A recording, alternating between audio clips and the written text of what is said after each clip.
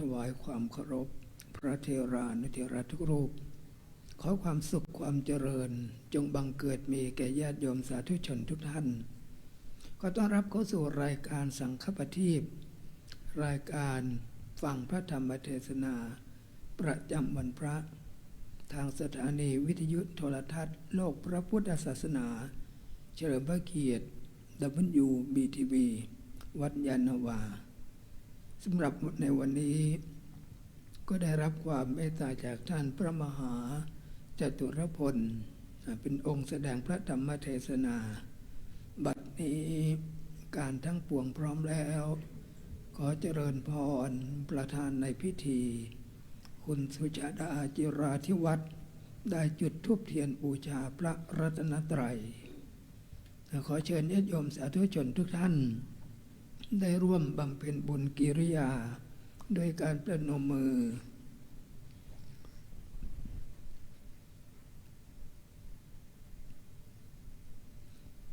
บุญเป็นชื่อของความสุขบุญเป็นที่ตั้ง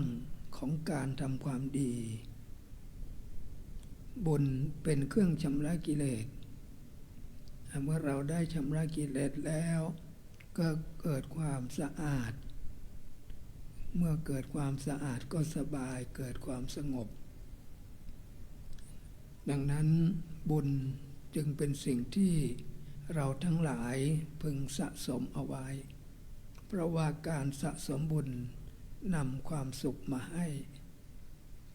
อย่างน้อยก็ทานศีลภาวนาถือว่าเป็นบุญเบื้องต้นที่เราจะได้ชำระกิเลสดังนั้นการหมั่นทำบุญเป็นประจำจึงถือว่าเป็นการสร้างความสุขให้กับตัวเองสร้างบุญบารมีให้กับตัวเองศีลเป็นเบื้องต้นของการทำความดีทุกประการศีลส่งให้เราสูงศีลปรุงทำให้เราสวย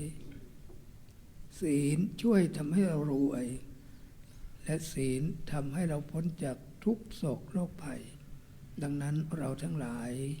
พึงรักษาศีลลำดับต่อไปขอเชิญทุกท่านได้ตั้งใจกล่าวคำอาราธนาศีลโดยพร้อมเพรียงกันมะยังพันเตวิสุวิสุงรักขณทายะติสรณีนาสหะปัญจศีลานิยาจามะทุติยัมปิมะยังพันเต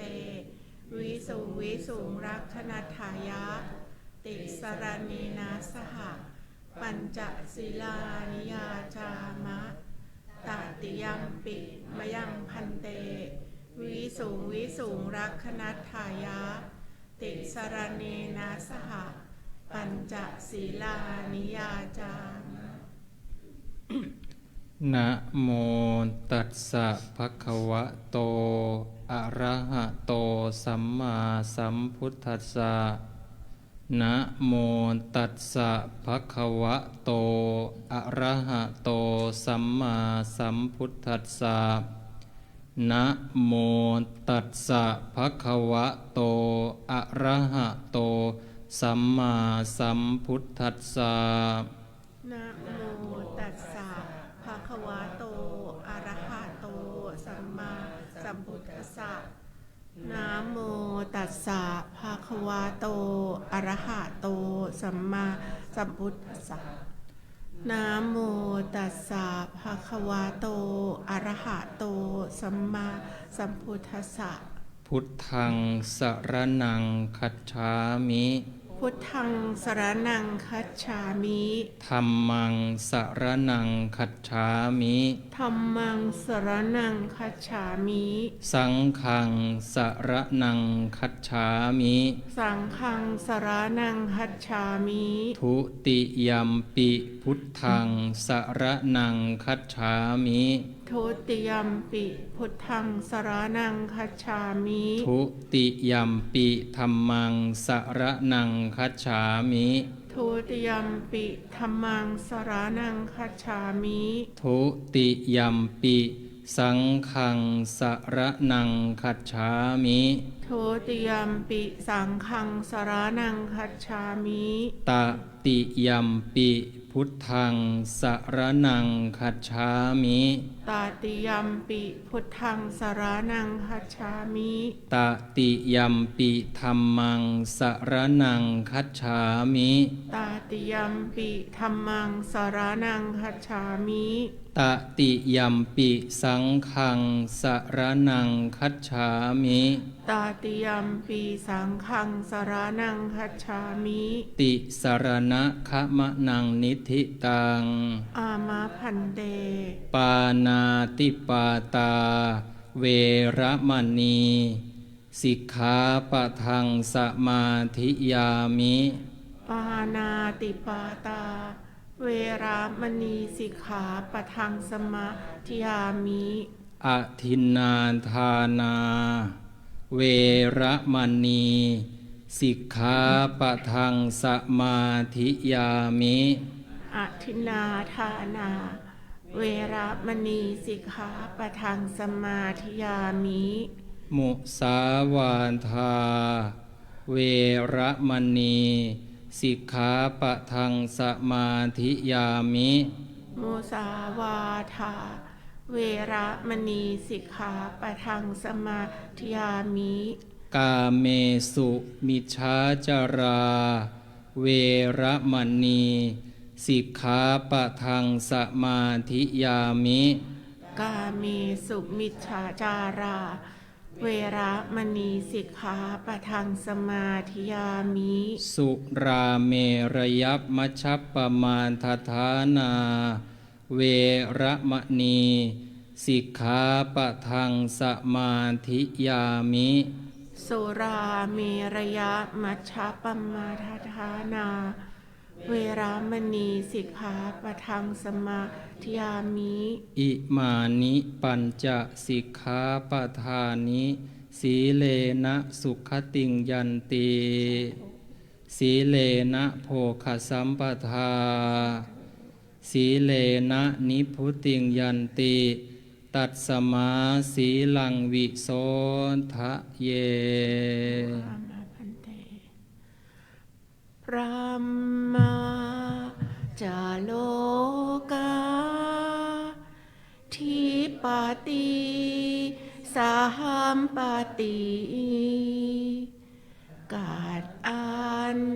ชาลีอันทิวารังอายาจะถาสันติทัสสัตตาปาราชักขชา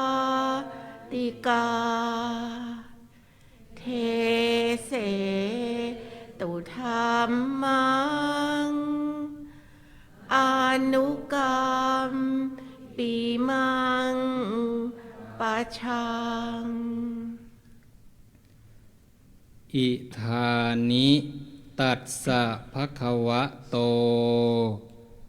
อะระหะโตสัมมาสัมพุทธัสสะปรินิพพานโตปัฏฐายะอัฏฐ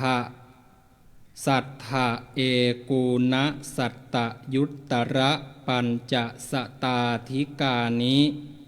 ทะเวสังวัชระสหัสสานิอติกันตานิปัจจุปันนกาลวเสนะภักขุมาสัสสะชัพพีสติมังทินังวาระวเสนะปะนะครุวาโรโหติเอวังตัสสะภะคะวะโตปรินิพพานาสาสนายุกาลัคนานาสัลลเคตพามอิโตปะรังสักกัจจังธัมโมโสตโพสุภมัสสดุพระพุทธศาสนาอยู่การนับจำเดิมแต่วันเสด็จดับขันธปรินิพพานแห่งองค์สมเด็จพระผู้มีพระภาค อรหันตสัมมาสัมพุทธเจ้าพระองค์นั้นบัดนี้ล่วงได้แล้ว2,569 พระวรรษาปัจจุบันนสมัยมีนาคมมาสสุรทินที่26วันพฤหัสบดีเป็นวันปัจจุบันวาลพระพุทธศาสนาอยู่การแห่งองค์สมเด็จพระผู้มีพระภาคอรหันตสัมมาสัมพุทธเจ้าพระองค์นั้นปรินิพพานแล้วมีในอันพุทธบริษัทจะพึงกำหนดนับได้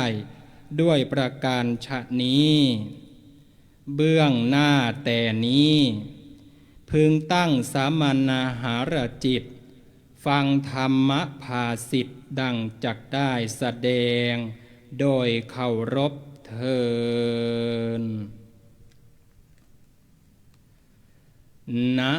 โมตัสสะภะคะวะโตอะระหะโตสัมมาสัมพุทธัสสะนะโม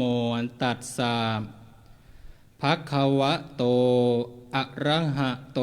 สัมมาสัมพุทธัสสะนะโมตัสสะภะคะวะโตอะระหะโตสัมมาสัมพุทธัสสะอนิจจาวัตตสังขาราอุปาทวยธัมมิโนอุปชิตวานิรุชชันติเตสังวูปะสมโมสุโขติอิณบัดนี้จักรับประทานแสดงพระธรรมเทศนาในหัวข้ออนิจจกถาว่าด้วยเรื่องความไม่เที่ยงพรรณนาศาสนธรรมคำสั่งสอนขององค์สมเด็จพระชินวรสัมมาสัมพุทธเจ้าเพื่อเป็นเครื่องประคับประครองฉลองศรัทธาประดับปัญญาบารมีอนุโมทนากุศลบุญญาราศีในส่วนธรรมัสวนามัยแก่ท่านผู้มีจิตศรัทธาทั้งหลายซึ่งมีกุศลสมานฉันท์สโมสรพร้อมเพียงกันในที่นี้โดยตั้งใจมาประพฤติมาปฏิบัติธรรมสดับรับฟังพระธรรมเทศนาจักได้บุญกุศลสี่ทางคือ 1. บุญฟังเข้าทางหู 2. บุญดูเข้าทางตา 3. บุญภาวนาเข้าทางใจและ 4. บุญกราบไหว้เข้าทางฝ่ามือการฟังธรรมตามการเป็นมงคลอันสูงสุดในการที่จิตถูกอกุศลวิตกครอบงำเป็นต้นเพื่อบรรเทาความวิตกนั้นเพราะชื่อว่าเป็นมงคลเป็นเหตุบรรลุคุณวิเศษละนิวรณ์ได้และบรรลุความสิ้นไปแห่งอาสวะเป็นต้นวาระนี้จะแสดงเรื่องอนิจจกถาสืบไปตามลำดับโดยพระบาลีอุเทศเบื้องต้นว่าอนิจจาวัตตสังขาราอนิจจาแปลว่าไม่เที่ยงไม่คงที่วัตตะเป็นคำเน้นความจริงความน่าอัศจรรย์ใจสังขาราหมายถึงสิ่งปรุงแต่งทั้งปวงรวมความว่าสังขารทั้งหลายไม่เที่ยงจริงหนอคำว่าสังขารในที่นี้ มิได้หมายเฉพาะร่างกายแต่รวมถึงสิ่งทั้งปวงที่มีเหตุปัจจัยปรุงแต่งทั้งรูปธรรมนามธรรมอุปาทวยธรรมิโนคือมีความเกิดขึ้นและความเสื่อมไปเป็นธรรมดาแสดงถึงกฎธรรมชาติว่าสิ่งใดเกิดขึ้นแล้วย่อมต้องดับไปเป็นธรรมดาไม่มีสิ่งใดหลีกพ้นกฎนี้ได้อุปาชิตวานิรุชชันติอุปชิตวาคือเมื่อเกิดขึ้นแล้วย่อมดับไปการย้ำความจริงให้เห็นกระบวนการของสังขารอย่างชัดเจนนั่นก็คือเกิดขึ้นตั้งอยู่ดับไปเตสังวูปัสสโมสุโขเตสังแปลว่าความสงบระงับแห่งสังขารเหล่านั้นเป็นความสุขหมายถึงการที่จิตไม่เข้าไปยึดมั่นในสังขารจนสามารถปล่อยวางได้ย่อมนำมาซึ่งความสงบคือพระนิพพานในหัวข้ออนิจจกถาว่าด้วยความไม่เที่ยงแห่งสังขารทั้งหลายเพื่อเป็นเครื่องเตือนสติแก่ญาติโยมท่านทั้งหลายให้ได้ความจริงของชีวิตตามแนวแห่งพระพุทธศาสนาพระผู้มีพระภาคเจ้าตรัสไว้ในพระไตรปิฎกว่ารูปังอนิจจังเวทนาอนิจจาสัญญาอนิจจาสังขาราอนิจจาวิญญาณังอนิจจังอันหมายความว่ารูปเวทนาสัญญาสังขารวิญญาณซึ่งรวมกันเรียกว่าขันธ์ทั้งห้าขันธ์ทั้งห้านี้ล้วนไม่เที่ยงทั้งสิ้นร่างกายนี้ไม่เที่ยงความรู้สึกนี้ก็ไม่เที่ยงความจำนี้ก็ไม่เที่ยงความคิดปรุงแต่งก็ไม่เที่ยงแม้กระทั่งจิตที่รับรู้อารมณ์ก็ไม่เที่ยงเมื่อสิ่งทั้งหลายไม่เที่ยงพระพุทธองค์จึงตรัสต่อไปว่ายังอนิจจังตังทุกขังสิ่งใดไม่เที่ยงสิ่งนั้นเป็นทุกข์และเมื่อสิ่งใดเป็นทุกข์แล้วก็ไม่ควรยึดมั่นว่าเป็นตัวเป็นตนของเรายังทุกขังตังอัตตนาธรรมะทั้งสามประการนี้คืออนิจจังทุกขังอนัตตามิใช่เรื่องไกลตัวเลยแต่เป็นความจริงของชีวิตคนเราทั้งนั้นที่เราประสบอยู่ทุกวันก็ลองนึกตามดูว่าชีวิตที่ผ่านมานี้เราเคยคิดไหมว่าสิ่งที่เกิดกับเราอยู่ในขณะนี้จะอยู่กับเราตลอดไปคนที่เรารักจะอยู่ตลอดสุขที่เราได้จะอยู่ตลอดร่างกายที่แข็งแรงจะอยู่ตลอดแต่ความจริงก็คือวันหนึ่งคนที่เคยอยู่ก็จะจากไปวันหนึ่งสุขที่เคยมีก็จะเปลี่ยนแปลงวันหนึ่ง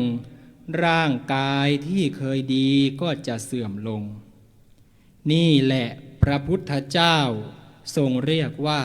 อนิจจังความไม่เที่ยงแม้จิตใจของคนเราเองก็เช่นกันตอนเช้ายังหัวเราะตอนบ่ายอาจเครียดตอนเย็นอาจนั่งเงียบๆอยู่คนเดียวใจยังเปลี่ยนได้ขนาดนี้แล้วจะมีอะไรในโลกนี้ที่ไม่เปลี่ยนแปลงไปบ้างเพื่อให้เห็นซึ่งความจริงที่ชัดเจนขึ้นอาตมาภาพก็จะได้หยิบยกเอาเรื่องในสมัยพุทธกาลครั้นที่องค์สมเด็จพระสัมมาสัมพุทธเจ้านี้ได้ยังทรงมีพระชนมายุอยู่ในขณะนั้นในครานั้นในกรุงสาวัตถีมีบุตรธิดาของเศรษฐีในเมืองสาวัตถีคนหนึ่งชื่อว่านางปตจารานางปตจารานี้เป็นหญิงผู้ที่มีความสุขความสำเร็จในชีวิตความงดงาม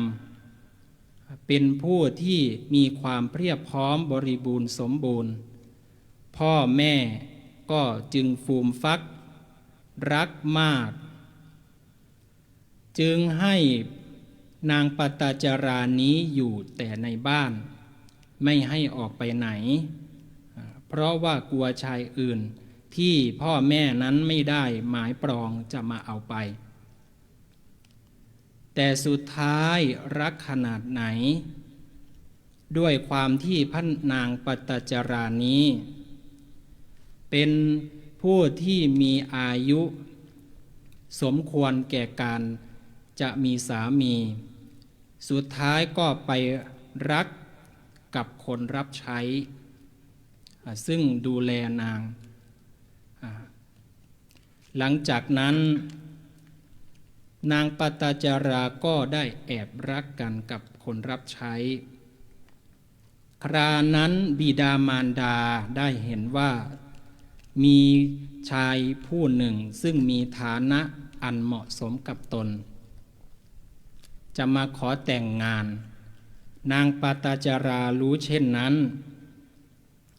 ก็เกิดความกลัวว่าตนจะเสียซึ่งคนรักไปจึงตกลงปรงใจกับชายคนรับใช้ว่า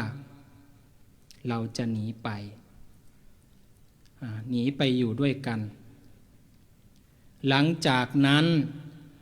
นางปตจารากับชายคนรับใช้ก็ได้หนีไปอยู่ในป่าซึ่งหนีออกห่างจากบ้านของนางหลังจากที่ไปอยู่ในป่าหรือในพระนครห่างจากนั้นก็ใช้ชีวิตอยู่ด้วยความอัตคัดลำบากทำไร่ไถนาทำอาชีพกสิกรรมอยู่ร่วมกันด้วยความลำบากต่อมาในขณะนั้นนางปตจาราก็ได้ตั้งครรภ์บุตรคนแรกนางปตจาราเห็นว่าตนนี้มีบุตรต้องยังไงก็ต้องกลับไปหาพ่อแม่แล้วถึงจะเกิดเรื่องยังไงก็ต้องกลับแล้วแหละในเมื่อเป็นแบบนี้นางปตจาราจึงตัดสินใจบอกสามีว่าเรากลับไปเถิดพี่กลับไปหาบิดามารดาเถิดบุตรคนแรกก็จะคลอดแล้วในเมื่อเป็นเช่นนั้นสามีเห็นอย่างนั้นก็ด้วยความที่ตนนั้นกลัวความผิดที่พานางนี้ออกมาสามีนั้นก็ไม่ยอม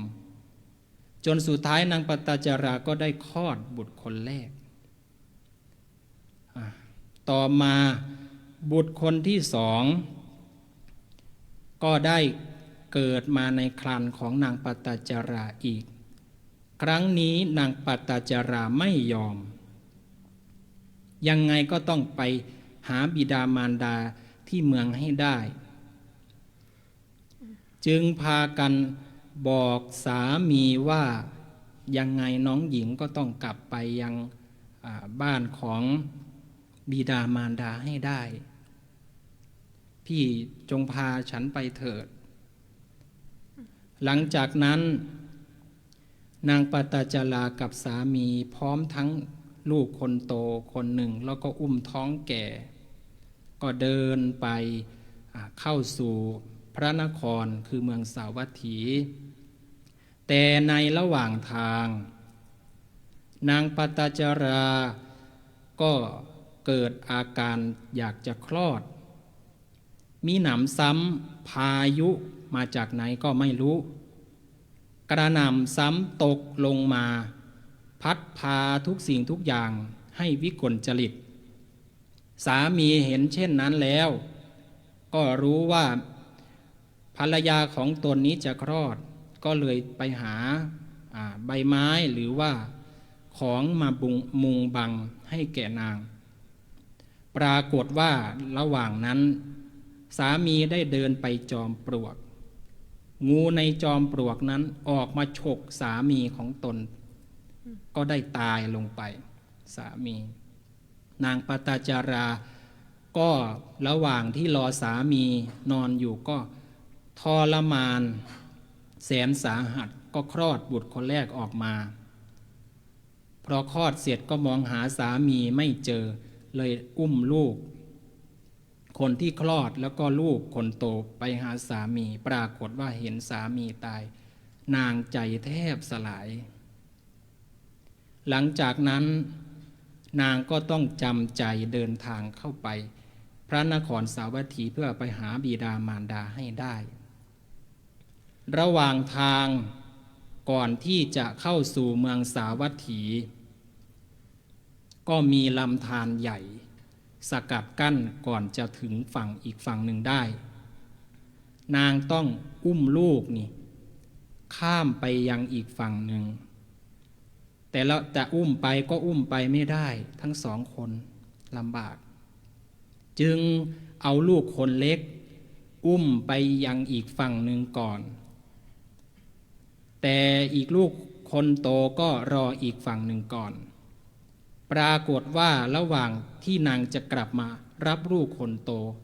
เหยี่ยวจากที่ไหนไม่รู้บินตะโปบลงมามองเห็นลูกคนเล็กนึกว่าก้อนเนื้อจะบินโฉบเอาไปหลังจากนั้นเหยี่ยวตนนั้นก็ได้บินโฉบเอาบุตรคนเล็กของตนไปนางปัตตจาราก็โบกไม้โบกมือไล่ให้เหยี่ยวนั้นไปปรากฏว่าลูกคนโตเห็นนึกว่าแม่ตนนี่เรียกให้บุตรคนโตนั้นลงมาบุตรคนโตไม่รู้อีโหนอีนี่ได้เดินลงมายังแม่น้ำลำธารนั้นปรากฏว่าแม่น้ำลำธารนั้นก็ได้พัดพาเอาลูกคนโตนั้นจมหายไปลูกคนเล็กก็มาโดนเหยี่ยวโฉบไปใจนางนี่แทบแตกสลายเดินแทบจะไม่ไหวแต่ยังไงนางก็ยังคิดว่าตนเองมีที่พึ่งก็คือบิดามารดาอยู่ในเมืองสาวัตถีระหว่างทางก็เดินสวนทางกับชาวบ้านก็เลยเห็นนางปัตตจาราเลยถามว่าน้องหญิงจะไปไหนปัตตจาราเลยตอบว่าจะกลับไปหาบิดามารดาพร้อมทั้งพี่ชายที่คฤหัสถ์เมืองสาวัตถีค่ะปรากฏว่าชาวบ้านจึงตอบว่าเมื่อคืนน่ะเกิดพายุใหญ่ภัยพิบัติบ้านของเธอน่ะถูกภัยพิบัตินั้นทำให้เกิดความวิบัติในบ้านพ่อแม่ของเธอน่ะก็ตายแล้วพี่ชายก็ตายแล้วเธอจะกลับไปอย่างไรเธอจะกลับไปหาใครนางฟังเช่นนั้น ด้วยความโศกเศร้าเสียใจสามีก็ตายลูกคนโตก็ตายลูกคนเล็กก็ตายพ่อแม่พี่ชายก็ตายสุดท้ายไม่เหลือใคร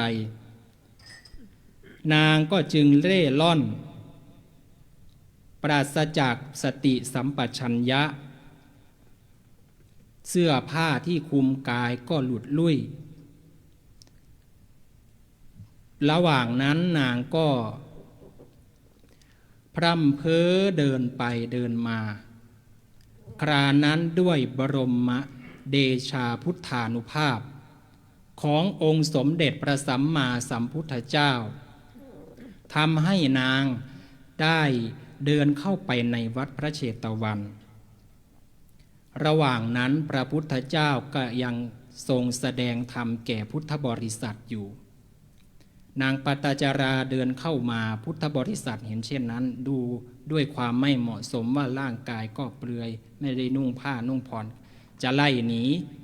ไล่ให้นางหนีไปพระพุทธเจ้าท่านจึงตรัสว่าไม่ต้องไล่นางหรอกให้นางเข้ามาพุทธบริษัทฟังเช่นนั้นก็เลยโยนเอาผ้าหนึ่งผืนให้นางห่มนางก็ร้องห่มร้องไห้พระพุทธเจ้าท่านก็เลยแสดงธรรมแก่นางว่าน้ำตาของเธอนั้นที่ไหลออกมาด้วยความโศกเศร้าเสียใจในการสูญเสียนั้นมันมากกว่าน้ำในมหาสมุทรทั้งสี่เสียอีกเธอจะร้องไห้รำพึงรำพันเสียใจอยู่มีประโยชน์อะไรเธอจงประพฤติปฏิบัติอยู่ในศีลรักษาชีวิตของเธอให้ตั้งมั่นอยู่ในความไม่ประมาทเถิดนางปตจาราเถรีฟังเช่นนั้นสติก็กลับคืนมาปัญญาก็เกิดสุดท้ายนางก็เลยขออุปสมบทในพระพุทธศาสนามีองค์พระศาสดาเป็นประมุขประพฤติปฏิบัติจนได้บรรลุเป็นพระอรหันต์มีนามปรากฏในพระพุทธศาสนาว่าพระนางปตจาราเถรีอันมีเอตทัคคะคือองค์สมเด็จพระสัมมาสัมพุทธเจ้าได้ยกย่องว่าเป็นผู้เลิศในการทรงพระธรรมวินัยชีวิตของนางปตจารานี้ไม่ใช่เรื่องไกลตัวเลยญาติโยมทุกท่านเรามีโอกาสสูญเสียได้เหมือนกันคนที่เรารักอาจจากไปเมื่อไหร่ก็ไม่รู้ตัวเราก็อาจตายได้ทุกลมหายใจเพราะฉะนั้นอย่าประมาทในชีวิตอย่ายึดมั่นถือมั่นจนเกินไปให้รักแต่รู้ว่าไม่เที่ยงให้มีแต่รู้ว่าสักวันต้องเสียชีวิตนี้ไม่ได้สอนให้เราสิ้นหวังแต่สอนให้เราเห็นความจริงว่าสิ่งที่เรารักไม่สามารถยึดไว้ตลอดเวลาได้พระพุทธเจ้ามิได้สอนให้เราหนีโลกแต่สอนให้เราเข้าใจโลกเข้าใจว่าได้มาก็ชั่วคราวเสียไปก็ธรรมดาพบกันก็ชั่วครู่จากกันก็แน่นอนคนที่เข้าใจอนิจจังจริงๆจะไม่ใช่คนที่เฉยชาแต่จะเป็นคนที่รักเป็นแต่ไม่ยึดมีได้แต่ไม่หลงเสียได้แต่ไม่แตกสลายเหมือนเรากำดอกไม้ถ้าเรากำแน่นจนเกินไปดอกไม้ก็จะช้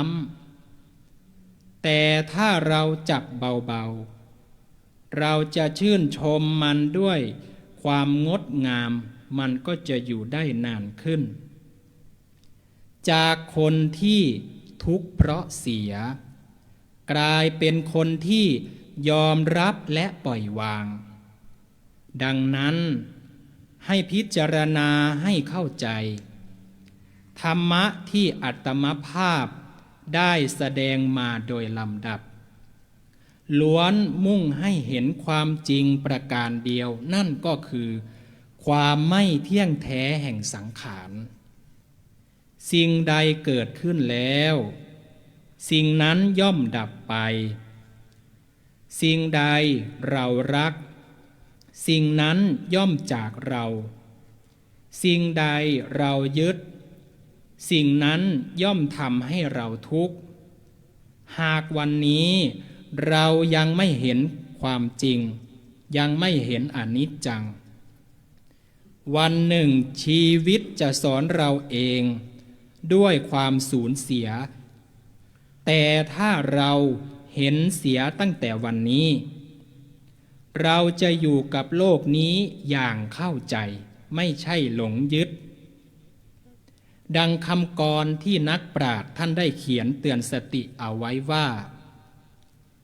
อนิจจังดั่งเงาตามตัวติดจะหนีคิดอย่างไรก็ไม่พ้นเกิดแล้วดับลับไปในกมลเหลือแต่ผลแห่งกรรมที่ทำมาท้ายที่สุดในการแสดงพระธรรมเทศนาในหัวข้ออนิจจกถาก็ขออำนวยอวยพรด้วยอำนาจแห่งคุณพระศรีรัตนตรัยคือคุณพระพุทธคุณพระธรรมคุณพระสงฆ์และคุณงามความดีที่ญาติโยมท่านทั้งหลายได้ตั้งใจอบรมสั่งสมไว้ดีแล้วจงมารวมกันเป็นตบะเป็นเดชะเป็นภรวะปัจจัยเป็นอุปนิสัยหนุนนำส่งให้ญาติโยมประสบแต่ความสุขทุกประการเอวังก็มีด้วยประการฉะนี้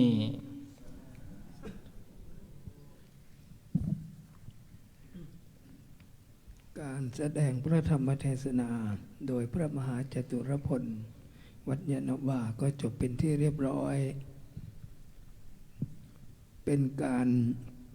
เตือนสติของเรานั้นเป็นผู้ไม่ประมาทในการดำเนินชีวิตรู้ธรรมชาติของความเป็นจริงก็จะทำให้เรานั้นคลายจากความยึดมั่นถือมั่นการฟังพระธรรมเทศนาก็ถือว่าเป็นบุญเกิดจากการฟังทำให้เรานั้นได้รับฟังคำสอนของพระพุทธเจ้าสิ่งที่เคยฟังไม่เข้าใจก็จะได้เข้าใจสิ่งที่เคยฟังแล้วคลายความสงสัยเสียได้ดังนั้นการฟังธรรมก็ถือว่าเป็นบุญเพื่อเป็นการเพิ่มบุญกุศลในส่วนของฐานนามัยลำดับต่อไปก็ขอเจริญพรประธานในพิธีคุณสุชาดาจิราธิวัฒน์ได้ถวายบูชาธรรมกันเทศ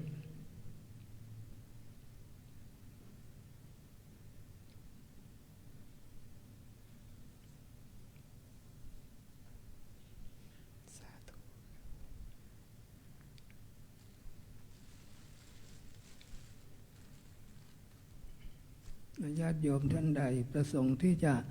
บูชาธรรมกันเทศก็ขอเชิญได้ถวายได้ตามมัธยาศัย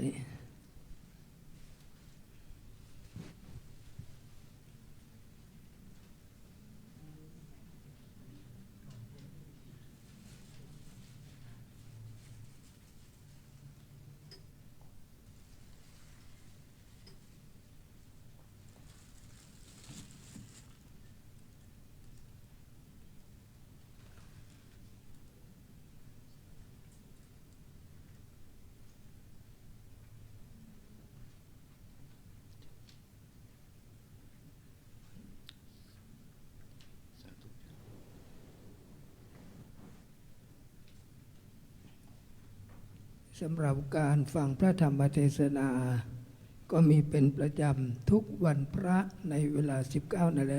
นาฬิกาโดยประมาณแล้วก็มีการถ่ายทอดทางสถานีวิทยุโทรทัศน์โลกพระพุทธศาสนา WBTV แล้วก็สามารถที่จะได้ชมได้ฟังย้อนหลังทาง YouTube ทาง Facebook ของสถานีวิทยุโทรทัศน์โลกพระพุทธศาสนาวัดยานนาวาด้วยแล้วก็ทุกๆวันในเวลา 19 นาฬิกาก็จะมีการเจริญพระพุทธมนต์ญาติโยมท่านใดที่มีญาติมิตรที่ยังไม่ได้มาสวดมนต์ก็เชิญได้ประชาสัมพันธ์ได้ร่วมกันก็จะเป็นการช่วยกันเผยแผ่พระพุทธศาสนาแล้วก็ทำหน้าที่ของกัลยาณมิตรที่จะได้ร่วมกันในการปฏิบัติธรรมในการปฏิบัติศาสนกิจของพวกเราชาวพุทธลำดับต่อไปก็ขอเชิญทุกท่านได้ตั้งใจกรวดน้ำรับพร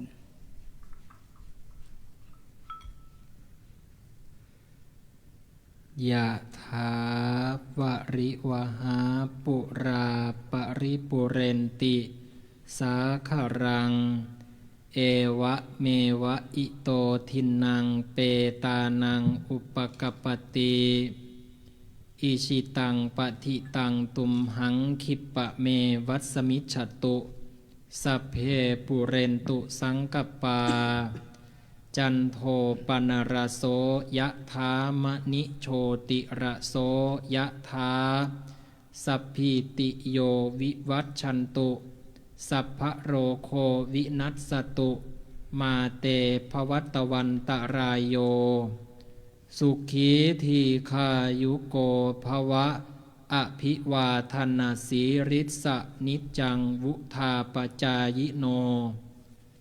จัตตารโอธรรมาวัฏันติอายุวันโนสุขังพะลังภวะตุสัพพมังคลังรักขันตุสัพพเทวตาสัพพพุทธานุภาเวนะสัทธาโสธีภวันตุเตภวะตุสัพพมังคลังรักขันตุสัพพเทวตาสัพพธัมมานุภาเวนะสัทธาโสธีภวันตุเตภวะตุสัพพมังคลังรักขันตุสัพพเทวตาสัพพสังฆานุภาเวนะสัทธาโสธีภวันตุเต